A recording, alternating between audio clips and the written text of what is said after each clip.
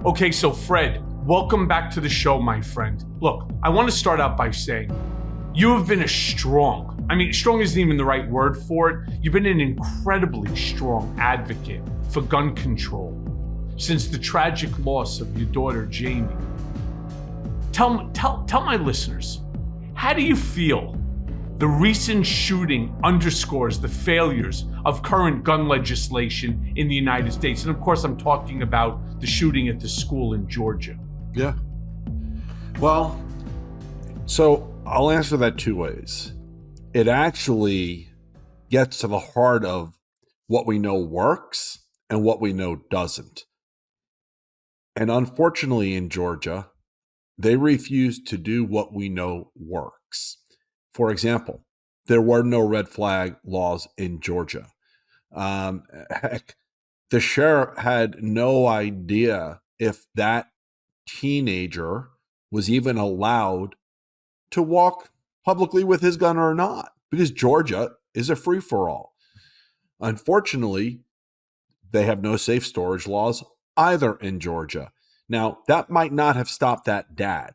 That dad was very unique, and I am glad he's now sitting in a prison cell. The good news is, what we have been doing the past few years, we do know works.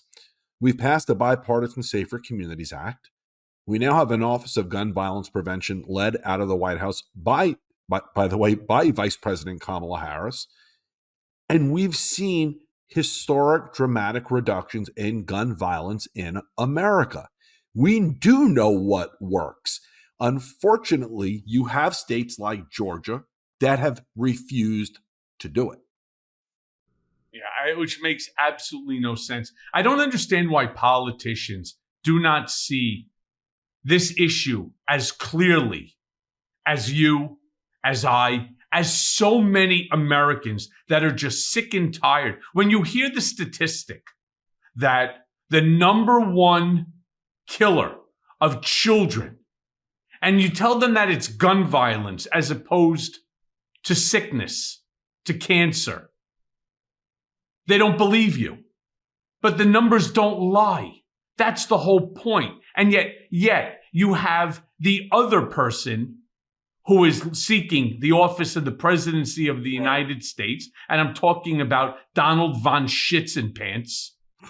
He is consistently, with his MAGA moron friends, opposed maggots. They have opposed stricter gun control measures, including something as simple as background checks. So my question to you, Fred, is what specific policies of his do you believe have worsened the gun violence crisis in America?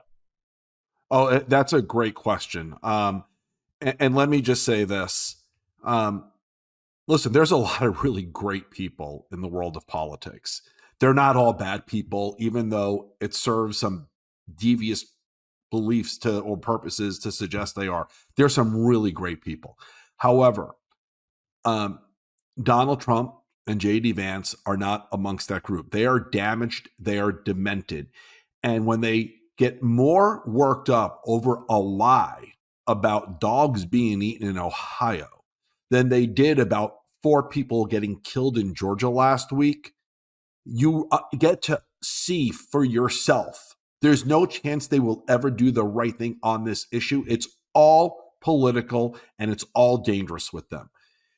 The first thing Donald Trump did when he was president, the first thing was an executive action to make it easier for those with mental illness to go out and get guns, while at the same time screaming, we need to do more about mental illness. That's what's behind all the shootings. Now, he has since evolved by blaming all the shootings on those crossing the southern border, even though he was shot by a supporter in Georgia, who was a teenage American male, by the way. But everything he says is a lie. Everything he says about his only job is to defend the Second Amendment, when, by the way, the Second Amendment is not at risk, is dangerous. Everything he does on this issue is wrong. And so my hope for every decent American who has people in their lives that they love, children, parents, friends, cousins, neighbors, people who you love, is that you stop listening to that damaged and demented liar and you look not just to vote for Kamala Harris right now and Tim Walz, because they are the ones who will do something about this, but that you will also commit to voting down ballot for decency and civility and people who they can work with who will do the right thing. Right. I mean, that's all everybody's asking. But since you brought up Kamala, let me turn around and say that everything that I have read, everything that I know about her, to be truthful and accurate, is that she has continuously supported common sense gun reforms throughout her entire career, whether it was a prosecutor, as senator, as vice president, and she will do so as president of the United States.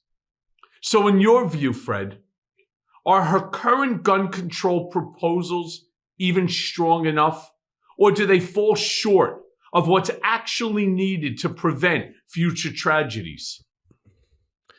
Listen, I'm going to get real personal here with you about her. And by the way, I don't call it gun control. I call it gun safety, gun violence prevention, because we're not trying to control anything.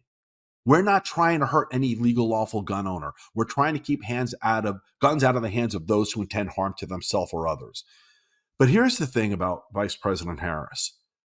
I worked with her while we were working on the Bipartisan Safer Communities Act. She is as decent and as straightforward on this as can be. And she wants to take on every pragmatic possible solution that we can. You mentioned it, background checks, red flag laws, doing something about PLCA, all of the things that we know will work.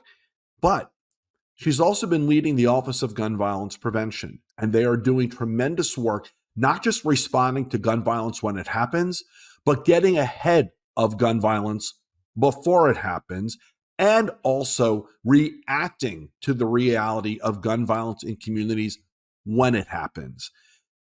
But here's the personal thing, and it really gets to who she is as a person. Last year, when the state attorney in Florida was done with the building where my daughter was murdered, myself and one of the other Parkland parents decided to work with the state attorney and the school district to bring every elected person and everybody involved in safety and security around the country who wanted to walk through this building a chance to do so. We led multiple tours through this building. It is still an untouched crime scene. The blood is all still there. The bodily DNA is still there. All the coursework on the desks, as if the kids just walked away, is still there. The shards of glass, the bullet holes, all still there. And I tell you this because we led a lot of tours with a lot of people. I asked last December Kamala Harris personally if she would come walk that building with me. And I explained to her very clearly what that building was and the condition it was still in, to give her an out. I didn't expect the Vice President of the United States to say yes, but she did. She said she would come walk that building with me, that she needed to see it, to see the carnage, to see what led to it, and to take away the learnings of how we can stop the next one. Not just by passing additional gun violence prevention measures, but also rethinking how we design and build schools, for example. And over the course of the next few months of planning, I kept on saying to her and her staff, this is what this building is like. Are you sure you are up to this? And every time she said, I am going to come walk that building with you. We are not going to cancel. That's who she is. She is incredible. And Michael, back in March, she did. She brought the members of the Office of Gun Violence Prevention. They walked that building with me and the Parkland families. And it's affecting now, going forward, how they think about gun safety and school safety. That's who she is. Yep. So let me ask you this then, Fred.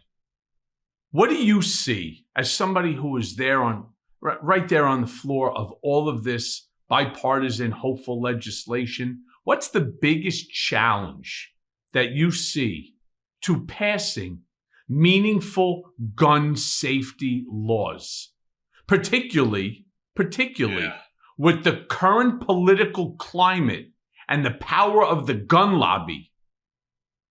What's the challenge? It's a great question. So about 6 months ago, I actually made a decision to stop even trying to pass any laws through this Congress, because under the Republican leadership in the House, they are demented, they are damaged, they are not interested in anything useful to the American people. They have only one mission, and it's to try and restore and resurrect Donald Trump.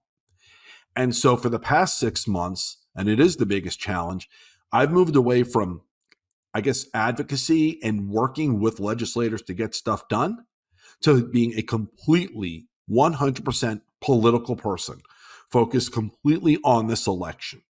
Because this election is the defining point between getting things done that work for the American people, that will save lives, that will stop the next one, or actually losing the chance to ever do so again. This election is our chance to ensure another dad gets to continue watching his daughter dance, unlike me, because we did something more, or losing the chance permanently to do so. This election is about not restoring, but saving and maintaining democracy, so we get to work in a bipartisan way on things that truly matter to the American people, or not. It either goes forward or it full stops. I am not ready for a full stop, and I've gone all political because of it. Listen, look, your story is a heartbreak. Nobody expects that you send your kid to school where it's supposed to be a safe zone, and the next thing you know, you get that shit call. That call that changes every second for the rest of your life. I can't even begin to imagine. And I cannot imagine how people like MAGA Mike Johnson, how people like Donald Trump, how people like the Jim Bag Jordan, the Marjorie Toilet Greens, the Lauren Holberts, the Josh Hawleys, the Matt fucking Gateses, how they can't take your story and internalize it to themselves, but instead feel it appropriate to wear an AR pin, lapel pin, as they walk through our house, the people's house, Congress. I don't understand why this issue is so difficult. And I'm with you, my brother. I believe, and I know in my heart of hearts, that if Kamala Harris and Tim Walz become president and vice president, and if we are, as you also rightly said, if we are successful in the down ballot, as we should be, to rid this country of these idiots, these fucking morons that don't want to work across the aisle, that it has become for them a zero-sum game. In order for us to win, you must lose, even if it means at the expense of our children.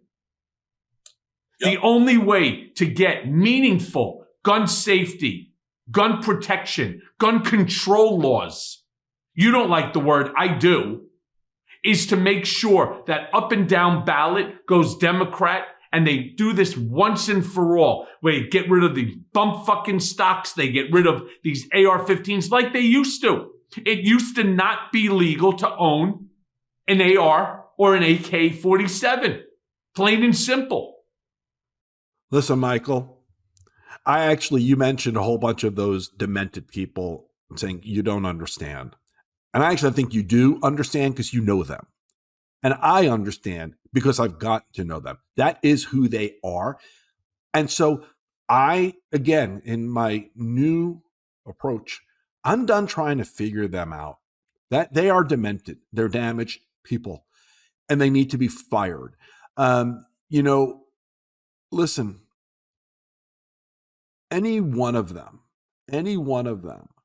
has people in their life that they love, but they have chosen a path of deviance. They have chosen a path of putting everything that matters to the country aside, all for this guy. All just like it is insane. But you know what? Here's what they do understand, and this is the part that the key point here. What they all understand, that whole maggot group, is that 100% of them will vote. Donald Trump isn't even trying to appeal to anybody beyond that group. His only goal is to make sure 100% of them vote, because they are probably 30-something% of this country.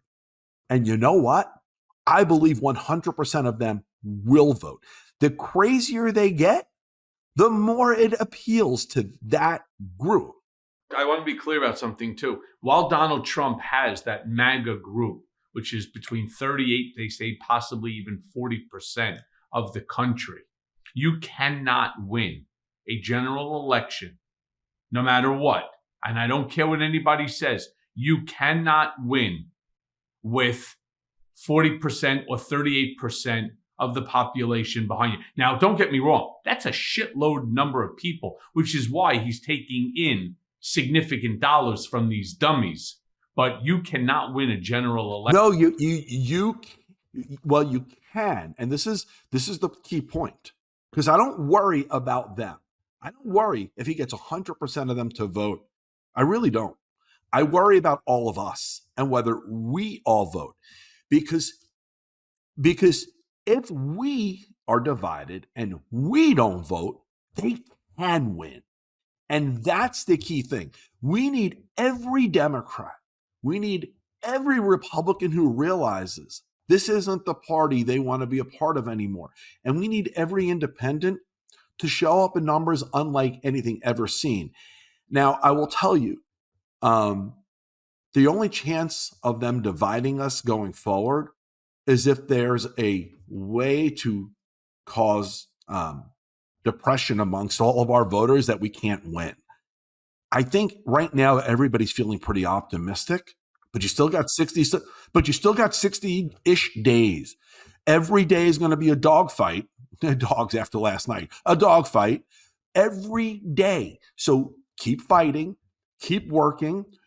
Do what Taylor Swift said yesterday. Get yourself registered if you're not, and vote as early as you possibly can.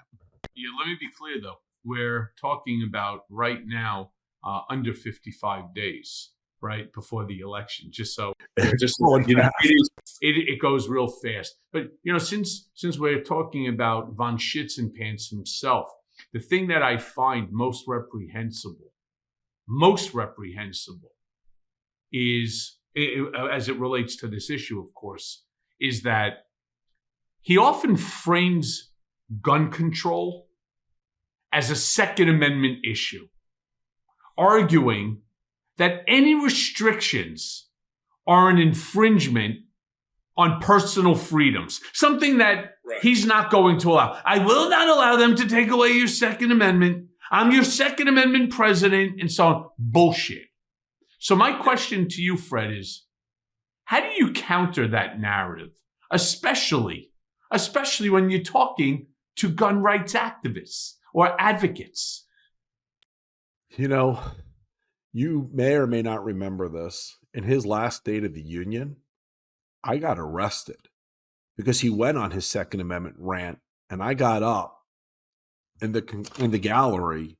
I was there as a guest of Nancy Pelosi, and I screamed out, "What about victims of gun violence like my daughter?" And for that, I was removed from the gallery, and I got arrested that night. And even though the next day the story should have been about his Second Amendment rant, the next day the story became one of a gun safety story because of what happened to me. So how do I counter it? By never shutting up, by never stopping to tell the truth, by writing a book like I did last year when I was on, called American Carnage. Just because they say it doesn't make it true. Just because they scream it angrily doesn't make it a fact. every single fucking day, I'm going to keep telling the truth and telling the truth about why it matters. And every day. Question, I'm blown away. They actually arrested you. Oh, yeah. And they fingerprinted you. They put you through the process. Did you have what happened? What? No, I'll tell you what happened. I got up. It was, call it 2/3 into the speech when he went on the rant, and I got up and did this, and then I sat down, and Jose Andres, the chef, was sitting next to me, and a minute later he taps me on the shoulder and he points, and there's the Secret Service. Now, just so you know, 3 rows behind us was Kim Guilfoyle, Bradley Pascal, who's the former campaign manager, and Rona McDaniel. They were hooting and hollering all night. Nobody said a thing. So as the Secret Service is standing there, Jose Andres is pointing to the 3 of them saying, what about them? What about them? Didn't matter. They take me out. They have me unload all my pockets. I didn't have a cell phone. It was back in Speaker Pelosi's office. And I asked if they can lend me a phone so I can call my wife so she doesn't panic. And they wouldn't. And then after asking me a few questions, they lead me through a corridor down to the basement of the building. I'm sure you know the basement. And there's a paddy wagon, like a steel-bodied truck with no windows that they put me in. And they cuffed me to the inside of that.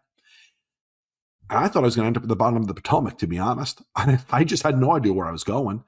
I end up in a jail facility about 10 minutes away, handcuffed to a wall in there. And about an hour and a half, hour later, whatever it was, they finally bring me my cell phone, and I get to call my wife. They have never read me my Miranda rights yet, but I'm there. They never fingerprinted me, but I'm there, and I'm cuffed. And they're telling me I'm going to be interrogated over the course of the evening. But they didn't have a time frame for when the person who was going to do the interrogation was going to come, and that I am under arrest. But again, never read Miranda rights, never fingerprinted. And then about an hour after that, they come, they let me go. It turns out, immediately following the speech, Nancy Pelosi, remember she tore up that speech? She and Congressman Ted Deutsch, immediately following, they never went to Media Row.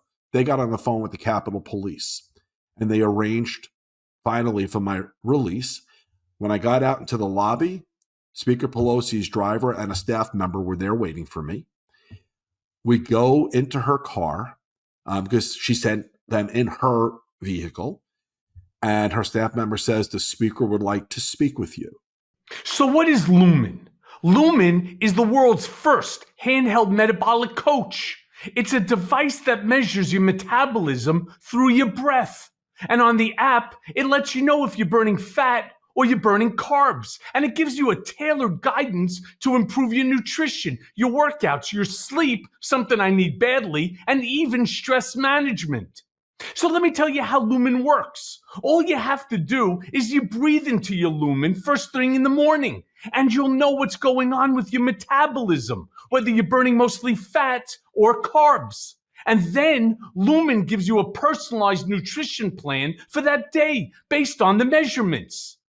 You can also breathe into it before and after your workouts and your meals so that you know exactly what's going on in your body in real time. And Lumen will give you tips to keep you on top of your health game. So here's what Lumen does. Lumen provides crucial insights and helpful guidance for your lifestyle. It requires effort, though, and it also requires a lifestyle change to achieve results. Let me be clear. Lumen is not just a weight loss tool. It's about understanding and improving your metabolic health. So let me also tell you why metabolic health matters. It matters because your metabolism is your body's engine. It's how your body turns the food that you eat into fuel that keeps you going. Because your metabolism is at the center of everything your body does, optimum metabolic health translates to a bunch of benefits, including easier weight management, improved energy levels, better fitness results, and better sleep. Lumen gives you recommendations to improve your metabolic health. It can also track your cycle as well as the onset of menopause and adjust your recommendations to keep your metabolism healthy through hormonal shifts so that you can keep up your energy and stave off cravings. So if you want to take the next step to improving your health, go right now to lumen.me/Cohen to get 15% off your Lumen.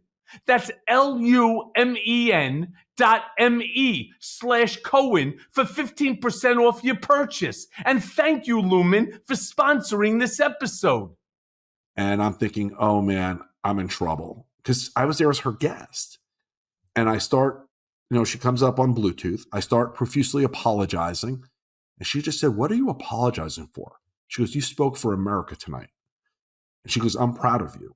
And, it was a brutal, horrific night. But at the end of the day, the worst part of it was the pain I caused my family. And you and I have had personal conversations about that in the past. It's still something that I struggle with.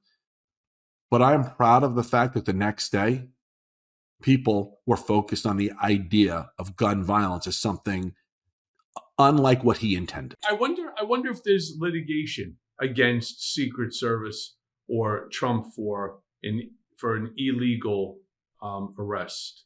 I wonder. First of all, no idea. I never pursued it. I was just glad to be out. I'm shocked that Pelosi didn't do more onto that, because let me be very clear about something that I know probably better, I think, than anybody in this entire country. As the first, and so far my understanding is the only political prisoner held by my own country, because I refused to waive my First Amendment constitutional right. And I refused not to publish my first book, Disloyal. You could possibly be part of that group also. You see, when you have an authoritarian like Donald Trump, who doesn't like the fact that Fred Guttenberg stood up during his State of the Union speech and yelled out, what about the victims? What about the children? Right? What about their rights? That was enough to set off this maniac to have Secret Service go ahead and to turn around and to have you incarcerated and to have you taken, handcuffed to a wall, which sounds to me eerily similar to the unconstitutional remand that I went through. The only difference for me is they actually booked me, they processed me, and they kept me in solitary confinement for another 16 days. Making it a total of 51 days in solitary. Unbelievable. But here's why, Michael, it's so important that people like you and me don't shut up and say it as loudly as we can, because what happened to us will be the norm. He's said it this week. Right. That's exactly my point. What happened? My goal, the same as yours. Why is it that you're out there putting yourself front and center? Because I love this country. Because you loved your daughter. Because you love my daughter. And because you love children. Everyone's children. Republican, Democrat, or independent makes no difference. A child is a child. And the plague that we are now inflicting on children, on our children, needs to stop. And so you've become an advocate, even if that means being taken in a paddy wagon and brought somewhere and harassed by Secret Service. My comment that I had said both to Stephanopoulos and to the world on these shows, my Mea Culpa, my YouTube channel show, makes no difference. My TikToks, my reason for everything that I do is to ensure that no other American ever experiences the unconstitutional remand to a prison because they refuse to waive a First Amendment, Fourth Amendment, Eighth Amendment, any of the constitutional amendments, ever. It's un-American, and it's not something that I can sit back and accept.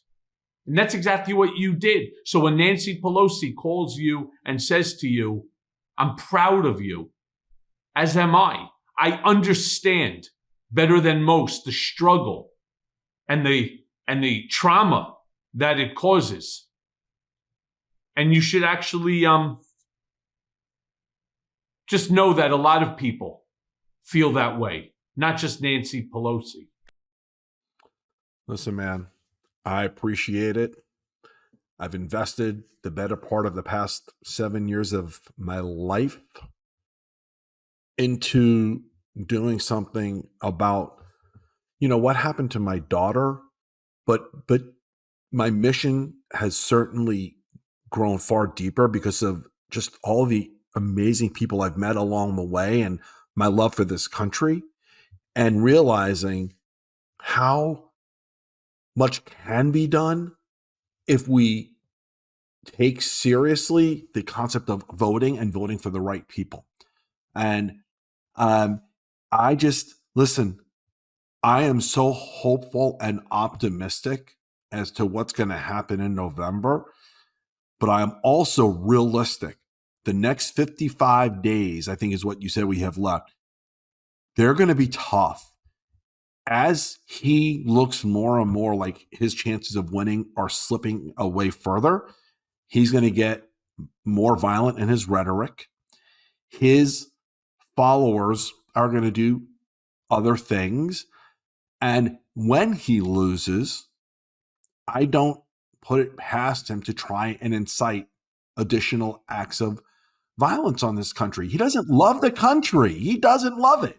But he does not. But it's different this time. Last time he managed to do the things that he did, and the January 6th insurrectionists did the things that they did, and actions were not taken that would have prevented because he was president of the United States. When he loses, he has even less power than he does now because he's no longer even a candidate. Fair point. For the presidency. So any of these idiots, and many of them are anti-Trump themselves now, Oath Keepers, Proud Boys, because their leaders are doing 16, 18 years in prison while he's at Mar-a-fucking-Lardo, all right? Chowing down on burgers and ice cream while they're fucking rotting in prison, and he didn't even spend a single penny on trying to help any single one of them. But you know what? Look, since you brought up Kamala, you brought up the government and so on. One thing that I always found impressive about her as an alpha female is even last night when she spoke about her personal connection to the issue of gun violence, particularly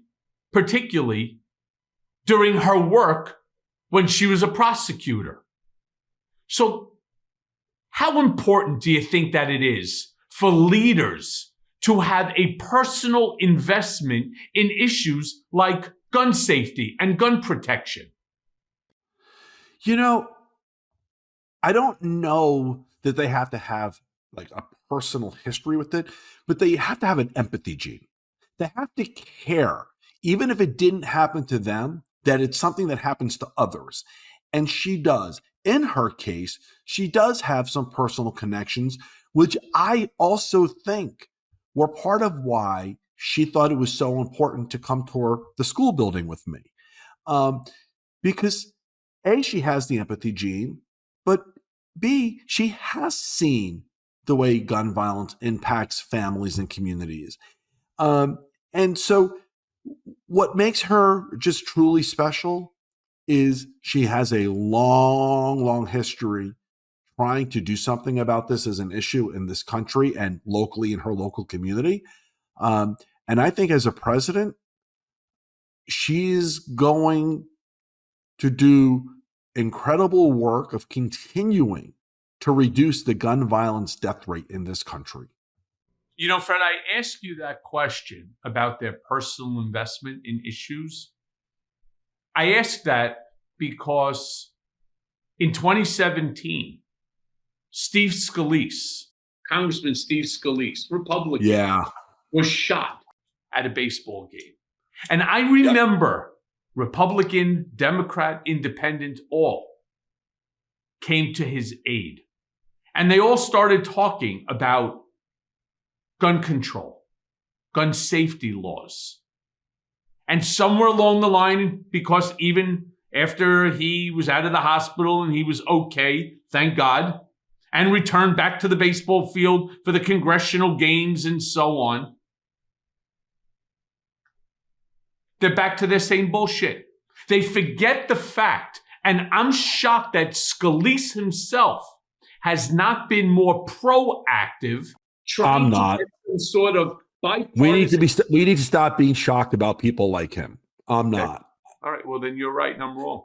I'm wrong. You know, because listen, and think back to that time frame before 2018, and remember the power of the NRA back then. It was enormous.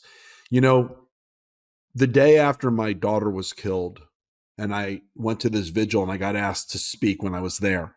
I remember just like literally standing in front of all of these people, and that was the first time that it really hit me. This was gun violence. And I remember walking into my home after that vigil that night, and I just said, I'm going to break the fucking gun lobby. That was my mission in life back then. And everything I did was all about taking on the NRA back then. And the good news is they are a shell of what they once were, but there are other entities, but they are a shell of what they once were. But Steve Scalise should have and could have become a leader. Senator Rick Scott should have and could have become a leader on the national level.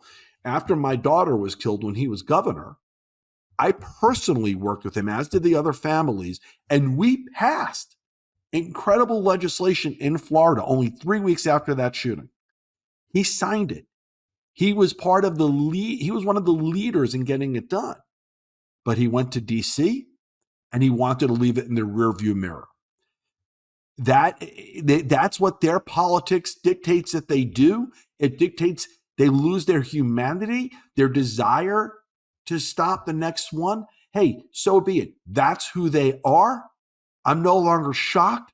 I just want to fucking fire every one of them and elect better people.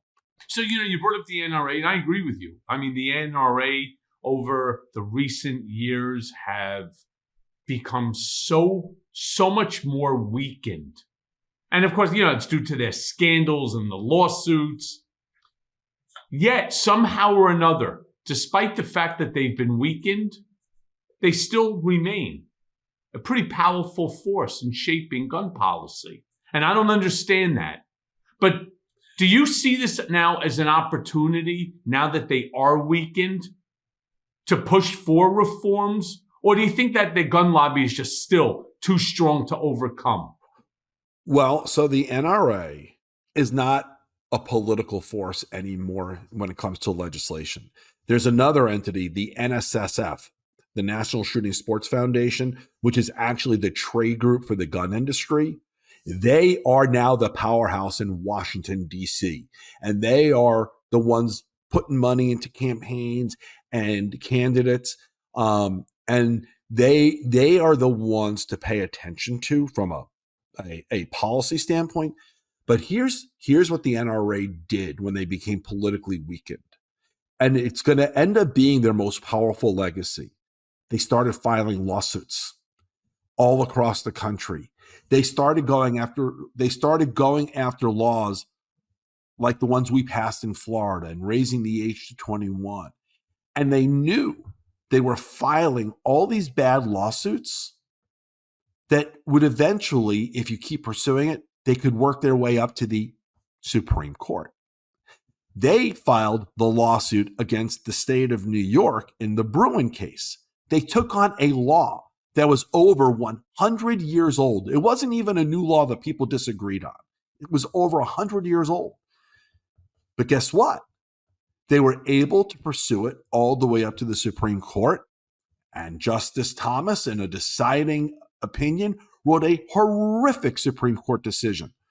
That's going to be the most powerful legacy of the NRA, is all the lawsuits that they filed, because they have a Supreme Court now that stands with them. Yeah, but I'm very well aware of that law and the Supreme Court decision and so on. However, while it's much easier now in New York, especially even New York City, to own a firearm, you basically can't take it anywhere. I mean, I'm not sure if you're aware of this, but what basically happens is you can't take a firearm on a bus. You can't take a firearm on a train. You can't take a firearm into, for example, like a Madison Square Garden. You can't take it into Central Park. You can't take it into any public buildings, into any city buildings. You can't. So basically, where are you going with it? I guess from your home to a restaurant.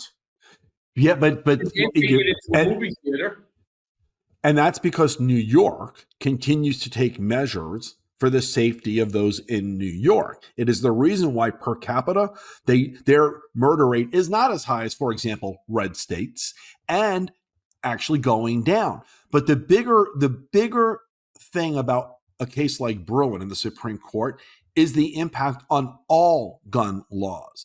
Because what Justice Thomas said was, any gun law going forward, there needs to be a historical precedent for it. Okay? And that has created all sorts of confusion and chaos, and has led to all sorts of new law challenges that are filtering their way up to the Supreme Court. And so the damage of that law is going to be with us for years and years to come on a national level. Yeah. So look, again, since we're now dealing with two very, very different candidates, very stark contrast between two individuals, both seeking the same office, the office of the presidency. I want to just sort of bring out the fact that Trump, who I think that we will all acknowledge is a fucking moron, has gone so far. Listen to this one, because your opinion on this is really going to be priceless. Trump went so far as to suggest arming teachers as a solution to school shootings. Yeah.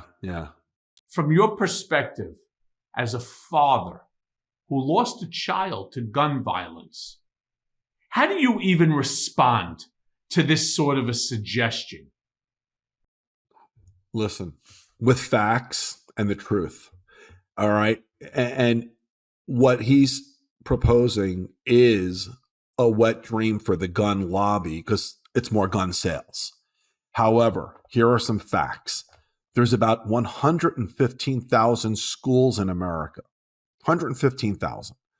Up until 2018, there were 50 or fewer school shootings in America.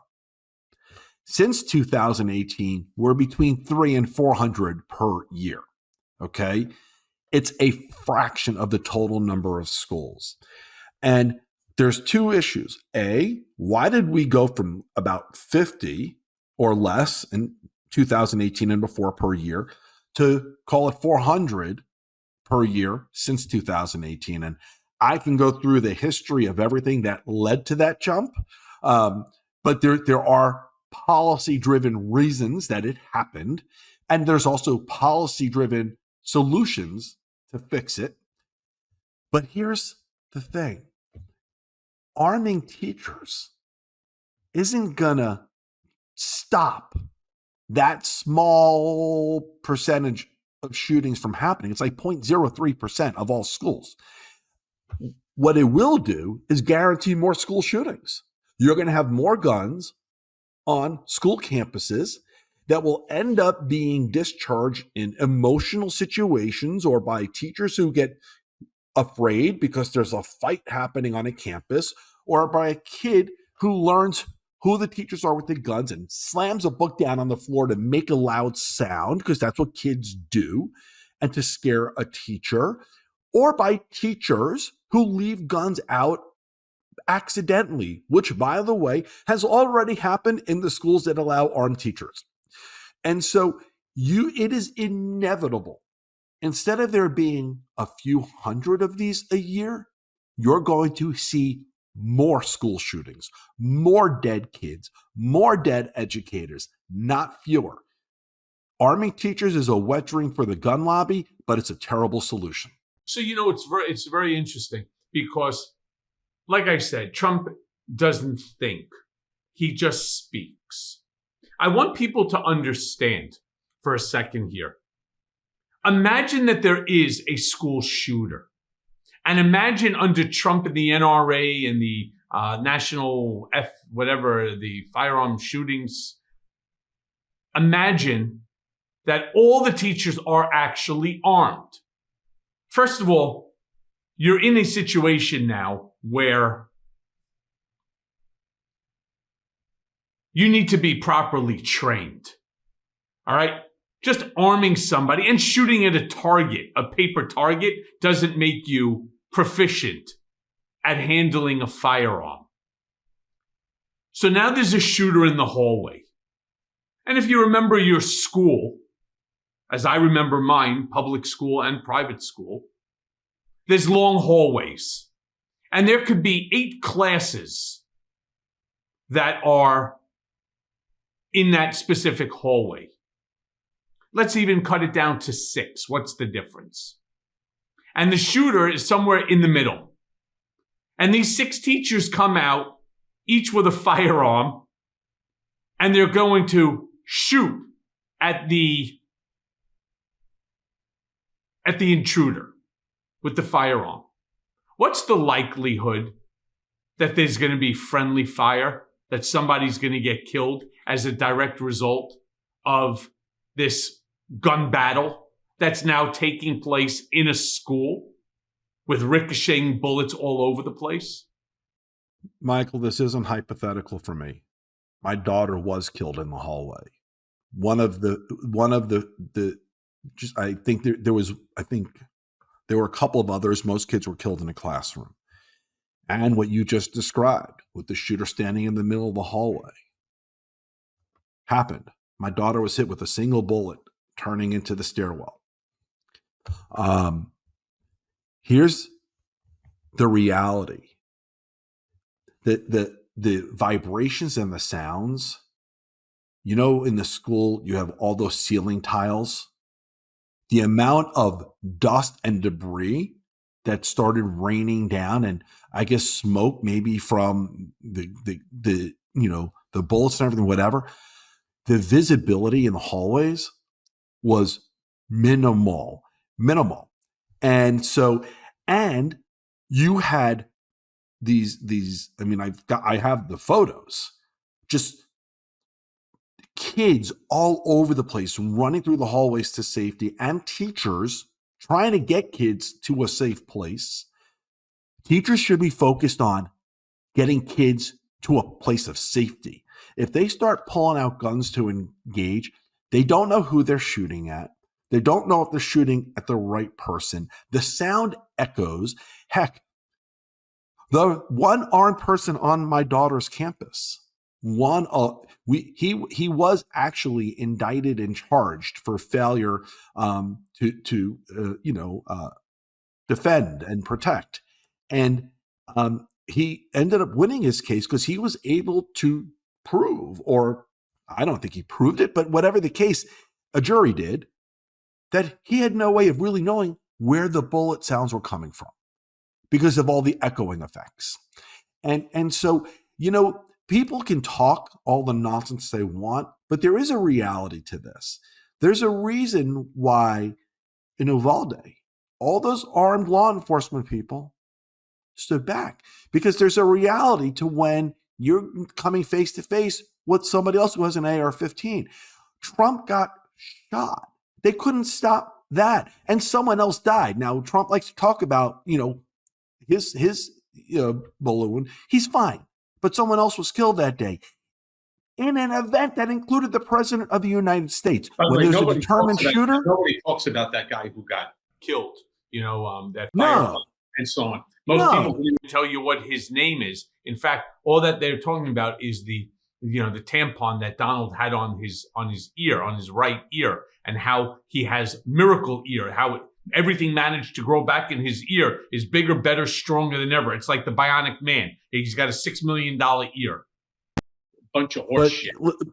But listen, when these moments begin, if you add in people whose sole focus is anything but security and they're not trained, you're bound to have more dead people, not fewer. If you're like me, you're constantly thinking about safety of the people and the things that are most important to you and that you value the most. I mean, after years ago, this happened to me and my family. We got robbed. We had a house upstate in New York. One day we showed up, right? It was a holiday and everything was gone. And I knew that we needed to secure the home with the best. And my research led me to Simply Safe. I've trusted Simply Safe to protect my home for years now. And the level of security and customer care has been absolutely incredible. So first of all, I sleep better every night knowing Simply Safe's 24/7 monitoring agents are standing by. They're standing by to protect me. And if someone tries to break in, and then I just send an emergency help when I would need it the most. So I want you to have the same peace of mind that I do, and so many listeners experience every day, which is why I've partnered with Simply Safe to offer listeners, get a load of this, 20% off a system. And just simply visit simplysafe.com/mea culpa. And that's SIMPLISAFE.com/mea culpa. What I love most is that Simply Safe just keeps getting better. With exclusive LiveGuard protection, Simply Safe agents, they can act within 5 seconds. Get a load. 5 seconds of receiving your alarm, and they can even see and speak to intruders inside your home, warning them that the police are on their way. As a Simply Safe user, it's no surprise that Simply Safe has been named Best Home Security Systems by U.S. News and World Report for 5 years running, and the best customer service in home security by Newsweek. Protect your home this summer with 20% off any new Simply Safe system when you sign up for Fast Protect monitoring. Just visit simplysafe.com/mea culpa. That's simplysafe.com/mea culpa. And that's SIMPLISAFE.com/mea culpa. There's no safe like Simply Safe. Hence the point I was trying to make. His solution is ill thought out, and it's just plain stupid and wrong. So let me ask you this, because not a lot of people talk about social media and gun safety as far as the debate goes, especially on platforms like X, formerly Twitter, where it's used to spread misinformation and disinformation about shootings or policies. Yeah. How do you view the role of social media? Listen, I am someone who believes we're at some point going to have to face the reality that we need a national standard on how social media should behave. Because it is used, while many people use it to say and communicate good, positive things, many don't. And dangerous things happen as a result. Social media does have a First Amendment obligation, but they also have an obligation to public safety. You can't walk into a movie theater and scream fire, for example. There are obligations to public safety. I do think social media has to somehow or another learn to police itself. That's number one. But number two, when it is clear that there's somebody on social media saying things that are clearly threatening or intending to project that something may happen, and social media's algorithms can easily figure that out, they should have an obligation to go straight to law enforcement. I totally agree. I mean, look, you go on TikTok. So I have a TikTok show that I do at night just because I can't fall asleep, and it gives me the ability to try to educate some people. The other day, this girl who's a subscriber to the show and who actually reached out to me, she got banned from TikTok because she had a drink in her hand. The drink happened to have been a Coca-Cola. But TikTok has a very strict rule that you cannot have and you cannot consume alcohol on their platform. And so they banned her. 1, 2, 3. You don't have that on Twitter. And especially you don't have them on an issue as significant. No, and you have an owner on Twitter now who is actually the past few days working exceptionally hard to project all the Second Amendment crazy stuff in his alliance with Donald Trump. Yep. Yeah. So, hey, let me ask you this then, because, you know, there's a lot of discussions going on right now about red flag laws and so on. What's your thoughts about the implementation of these laws? And do you think that they're even enough? I mean, you know, temporarily removing from an individual, you know, their guns because of whether it's a perceived threat, an actual threat, or whatnot. You think that they're enough? You think the implementation of these laws are possible? Listen, I wish they were stronger, and certain states have stronger versions of a red flag law than other states. What I can tell you is the states that have passed them, they're working. They are being used, and they are stopping acts of gun violence that were in the process of either happening soon or in the planning stage. You know, and an act of gun violence can be directed at others or self-directed. In the state of Florida, red flag laws have now been used, I think, somewhere between 15 and 20,000 times since we passed it in 2018. And of those times, there were, because there's always a due process component, many people were able to quickly get their weapons back, but a large number of them were not. And in many of the cases, they have been able to be extended. And so it's working. Acts of gun violence have been stopped in the state of Florida because we passed a red flag law after the Parkland shooting. Yeah. So, you know, look, you know, one of the other things that we're seeing, and we talked about somewhat, is this rising political polarization, especially on the issue of especially the issue of guns. You think that there's still room for bipartisan efforts to address gun violence? Or do you think that this divide has just grown too wide? I think with this current Congress, the answer is there is no room.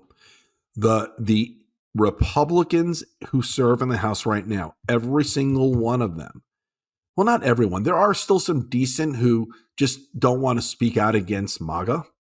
And if MAGA, they're more afraid of losing their position and their power than they are of speaking out. They're not the Adam Kinzingers. They're not the Liz Cheneys. Correct. But if, in fact, MAGA suffers a tremendous defeat in this next election, then you'll see the sane, normal Republicans come out of the woodwork again. You may also see people run for office in this party again that are not MAGA. Right now, they have no place. But maybe if this election delivers a stinging defeat, we can listen. There's nothing better for America than a functioning two-party system. We don't have it right now. Yeah. So let me then ask you this, because the one thing about whether it's social media or whether it's the 24/7 news cycles, the constant media coverage that revolves around shootings, particularly school shootings, how does that affecting your advocacy? on this issue. Do you think does the focus on it help push for change? Or do you think that it's just desensitizing the public, which is a fear that I have, that everything is becoming sort of normalized and we're becoming numb to it. We're becoming numb to the stupidity emanating from that gaping anus under Trump's nose. And everybody just, hey, it's just Donald Trump. It's just Trump being Trump. My fear is that with the constant media coverage, that we're just desensitizing the public. Unfortunately, it's another shooting at a school. Yeah, you know what? I would say this. Since Trump, the abnormal has become normal, and the normal has, in many cases, become abnormal. I would say any genuine chance media has to talk about gun violence and its impact and what we can do about it, they should. And they should never, ever think that they should stop out of a fear of making it seem normal, because it has to stay as a voting issue. I don't think the issue is media coverage. In fact, when you look at polls, the majority of Americans agree with us, are horrified by this, and they do intend to make this a voting issue. The kind of sweeping it under the rug, treating it like it's just no big deal, comes from a minority of politicians that we've elected, the Republican Party. But Americans, when you talk to them about it across this country, they worry about the safety of their kids. They worry about the safety of their parents. They worry about the safety of their friends. And I don't think media should slow down in their coverage. They're covering the reality of what's happening. But since Trump, normal has become abnormal and abnormal has become normal. Yeah. Well, Fred, look, as the hour comes to an end, I have one last question for you. Sure. I really want to ask you a personal question. Not that this entire conversation hasn't clearly been, as personal as anybody can imagine. But I want to ask you, what gives you hope that the United States can one day reach a place where the kind of tragedy that you and your family and others have suffered and make it a thing of the past? And then, what role do you think that future leaders, God willing, Kamala Harris and Ted Walz, will they play in making that vision a reality? Listen, my hope comes from the fact that because I've been going across this country the past bunch of years, I've gotten to just meet people everywhere, red states and blue states, in politics and out of politics, in media and out of media. And the more I get to meet and talk to everyday people, listen, a guy like you, okay, who I never, ever would have thought we would have found an allegiance, but here we are. The more I get to talk to people, the more hope I have. The more I get to tune out the evil, demented folks who manage to get themselves elected for now, and believe that as a country, we are ready to move back into a more sane, rational place and into a place where we're ready to do things about these problems. America wants it. And as long as I feel that way, I have hope. Yeah, well, listen, you're incredibly strong, Fred. Obviously, anytime that you need anything from me, you go on one of these tours, you want my support, you got it. You want my presence, you got that. I'm so with you. And I was a gun owner before my felony. I was one of 1,000 people licensed here in New York to carry a firearm. But I went through torturous paperwork, background checks, FBI, and so on, in order to ensure that I am somebody who they believe should be permitted to carry a concealed firearm. I can't believe what's going on. I can't believe this fascination with firearms. I don't know whether it's coming from these games, these video games, or there's just something mentally wrong with us in this country, where I don't know, where it's comes from a bullet. Let's do another podcast one day on it. It's coming from an industry that figured out brilliantly how to market these weapons. A long story short, in 1977, the NRA went through a dramatic change because gun sales were on the decline, because we no longer had a draft and hunting was on the decline. And through the 80s and 90s, they put a whole lot of work into a whole new model to sell guns to civilians. Let's never forget the day after 4 days after the Sandy Hook shooting, the NRA response to the Sandy Hook shooting was a phrase nobody ever heard before, but it feels like it's been with us forever.